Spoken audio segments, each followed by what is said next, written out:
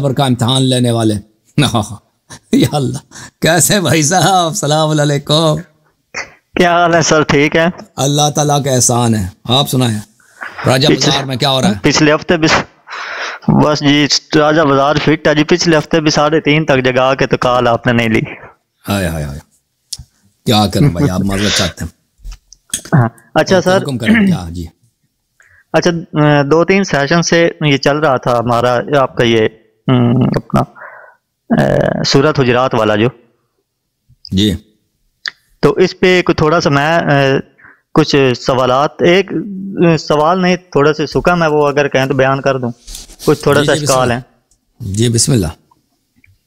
اچھا اس کے جو شان نزول ہے آپ کے مطابق, جب آپ صلی اللہ علیہ وسلم کے آخری لمحات تھے اس وقت اس آیت کا شان نزول ہے, یعنی ان کے آخری سالوں کی زندگی ہے. 9 سال 9 کیا سال 10 کے آخر میں وہ دنیا سے مطلب 11 کے ابتدا میں سال 9 کا یہ واقعہ ہے. اچھا وہ تبری میں نہیں, جب وہ مطلب 9 ہجری کا واقعہ, جب وہ بیمار تھے اور کاغذ قلم والی جو حدیث تھی اس وقت نہیں اس سے پہلے وہ تو سنہ 11 ہجری کا واقعہ ہے, یہ سنہ 9 ہجری کا واقعہ ہے.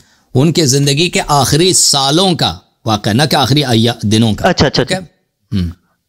اچھا وہی نا, وہ میں یہی دیکھ رہا تھا کہ اگر آخری ٹائم کے یہ صورت ہے تو اس میں تو مطلب ایک دو لوگوں کے لیے تو کوئی حکم اللہ پاک جاری نہیں کرتا کہ ایک ٹائم میں ایک صورت نازل ہوئی اور مومنے کو لے ایک حکم ہوا اور ادھر صرف 2 لوگ ہی بیٹھے ہیں اور وہیں پر یہ آیت اور وہیں پہ ختم ہو گئی. مطلب جب نبی پاک صلی اللہ علیہ وسلم رہے ہی نہیں تو پھر یہ نہیں, وہ آپ کی بات ہی غلط ہے نا. وہ سر 9 ہجری کا واقعہ ہے اور بہت سارے آیات قرآن میں ایک آدمی کی وجہ سے نازل ہوا ہے نا. ایک آدمی نے کوئی کام کیا, کوئی اچھا یا برا کام, اس کے لیے آیا نازل ہوئی ہے, لیکن وہ آیا صرف اسی کے لیے نازل نہیں ہوئی, سب کے لیے نازل ہوئی ہے, لیکن سبب وہ بنا ہے. ٹھیک ہے نا, قرآن میں تو بہت سارے ایسے آیات ہیں. فلولا نفر من کل, یہ آیا جو ہے اذا جاءکم فاسق بنبأ فتبینوا, یہ ایک شخص کی وجہ سے نازل ہوا ہے. ٹھیک ہے نا جی, لیکن یہ اس کا مطلب یہ نہیں کہ صرف اسی کے لیے, یہ ہم سب مسلمانوں کے لیے نازل ہوا ہے, لیکن اس کی سبب ایک شخص ہے. ایک شخص نے غلطی کیا, اس کی وجہ سے یہ آیا نازل ہوئی. اوکے جی اچھا ٹھیک ہو گیا. اچھا سر, دوسرا میرا جو ہے نا ٹاپک وہی پرانا ہے. آج تھوڑی سی مجھے بات کر لینے دیجیے گا اپنا جنگ جمل پہ. تو میں 2-4 منٹ صرف لوں گا, آپ کے زیادہ نہیں لوں گا. نہیں بھائی, سوال کرو 3-4 منٹ, اتنا کوئی کم تو نہیں ہے بھائی سر. ہاں سوال کر لیں سر, تھوڑا سا چیز ہے. بسم اللہ بات کریں. اچھا لاسٹ ٹائم جب میرا آپ سے بات ہوئی تھی نا, تو آپ نے حوالہ دیا تھا کہ نبی پاک صلی اللہ علیہ وسلم نے خود اس کا حکم دے کے گئے تھے ان جنگوں کا, قاتلین ناقتین قاتلین اور مارکین کا. حدیث دکھایا تھا بھائی, آپ کا اپنی کتب سے حدیث دکھایا. اچھا ٹھیک ہو گیا. اچھا یہ حدیث ہوگی, اس میں مطلب اس کا مطلب یہ بنتا ہے کہ آپ صلی اللہ علیہ وسلم کو یہ علم تھا کہ حضرت عثمان وہ شہید ہوں گے, اس کے بعد ان کا لگایا جائے گا الزام جو ہے اپنا مولا علی علیہ السلام پر, اپنا جنگ جمل کا. اچھا اس میں یہ ہے کہ ایک آپ ہی کہتے ہیں کہ صحیح حدیث ہے کہ جب آپ صلی اللہ علیہ وسلم نے فرمایا کہ جب 2 مومن آپس میں تلوار نکالتے ہیں تو دونوں جو ہے نا قاتل اور مقتول دونوں مطلب جہنمی ہیں. یہ بھی صحیح حدیث ہے کہ نہیں مجھے نہیں پتا. کوئی بھی شخص جو تلوار امیر المؤمنین علیہ السلام سے نکالتا ہے, ایسا کہ اس نے تلوار 1,24,000 پیغمبروں پہ نکالا, حضرت خاتم الانبیاء صلی اللہ علیہ وسلم پہ نکالا, اس کے کفر میں, اس کے مشرک ہونے میں شک ہی نہیں ہے. اوکے, جو اہل بیت علیہ السلام کو گالی دے وہ کافر ہے کہ نہیں ہے؟ کافر ہے کہ نہیں ہے جو اہل بیت علیہ السلام کو گالی دے, جو ان کے خلاف اچھا اس میں دونوں طرف جو اب مجھے بتاؤ جو تلوار نکالے. جی بالکل ہے, بالکل وہ تو گالی دینے سے بدتر ہے تلوار نکالنا. جی اچھا اس میں اب یہ کہ دوسری طرف تو طلحہ اور زبیر بھی ہیں. اچھا ان میں ان کے لیے تو عشرہ مبشرہ کی حدیث ہے, وہ متواترہ یہ کہتے ہیں, پتہ نہیں آپ مانتے ہیں کہ نہیں, اس کو آپ نہیں مانتے. وہ بالکل باطل ہے, اس میں صرف ایک ہی جنتی ہے امیر المؤمنین علیہ السلام, باقی نہیں ہے. باقی 9 نہیں ہے. نہیں ہے جنتی نہیں. اچھا اس میں اچھا ایک آیت مبارکہ ہے کہ اے نبی کہہ دیجئے کہ میں اپنے نفع نقصان کا بھی, شاید سورہ نحل کی ہے کہ میں اپنے نفع نقصان کا بھی مالک نہیں ہوں اور میرے پاس غیب کی کنجیاں بھی نہیں ہیں. اگر میرے پاس غیب کے علم ہوتا تو میں اپنے بہت سے فائدے کر لیتا اور مجھے نقصان بہت کم پہنچتا۔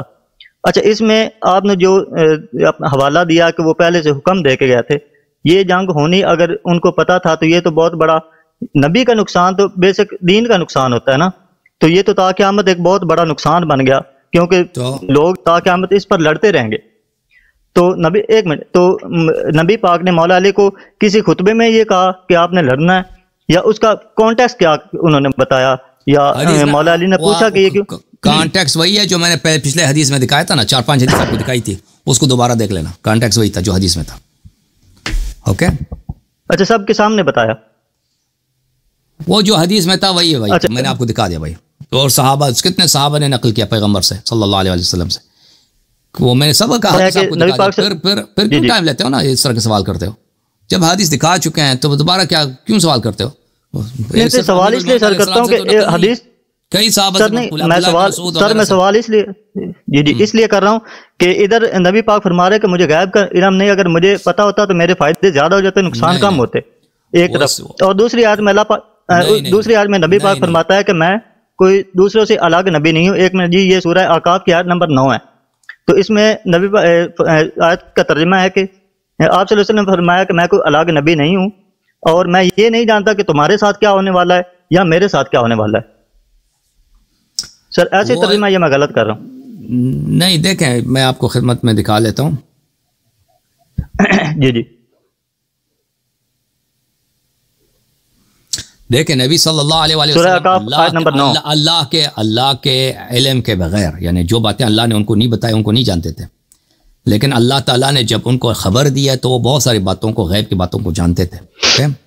یہ تو بالکل ثابت ہے، قرآن کی آیت ہے، بل عالم الغیب فلا یظہر علی غیبہ احدا الا من ارتضی من رسول۔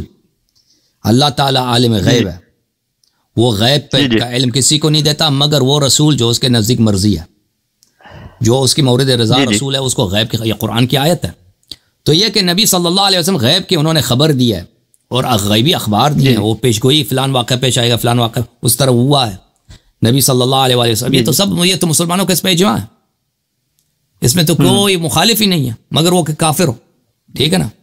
اوکے، وہ آیات جو کہہ رہے ہیں کہ اس میں وہ بھی جو حدیث ہے سر، جی وہ آیات جو کہہ رہے ہیں کہ مجھے غیب کا علم نہیں ہے، اس کا مطلب یہ ہے کہ وہ غیب جو اللہ نے جس کا مجھے علم نہیں دیا ہے، وہ باتیں جو اللہ نے اس کا مجھے، وہ باتیں پیغمبر کو نہیں معلوم، لیکن یا اللہ کے تعلیم کے بغیر مجھے غیب کا علم نہیں ہے، لیکن جو وحی آتا ہے، جبرائیل ان کے پاس خبر لے کے آتا ہے، اللہ تعالیٰ ان کے سینے میں ڈال دیتا ہے، وہ غیب کی باتیں نبی صلی اللہ علیہ وسلم نے آئندہ کے وقائع اور وغیرہ غیب کے اخبار بہت سارے، وہ اگر آپ کتب سیرہ میں چلے جائیں، کتاب الشفاء میں یا کتاب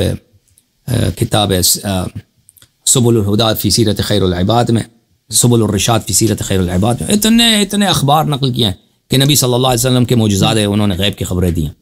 اور پھر قرآن کی آیت ہے، عالم الغیب فلا یظہر علی غیبہ احدا الا من ارتضی من رسول صلی اللہ علیہ وسلم۔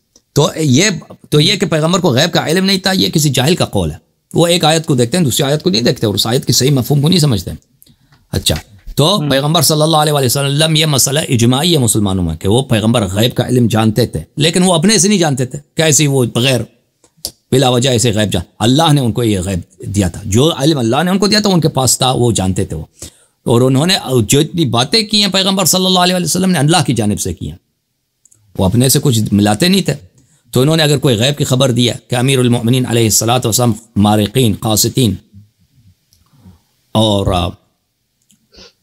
ناکثین کے ساتھ وہ جہاد کریں تو اللہ کی جانب سے، ہاں ان کے ساتھ جہاد کریں۔ اوکے، آخری سوال آپ کا کیا ہے بھائی؟ اچھا، آخری سوال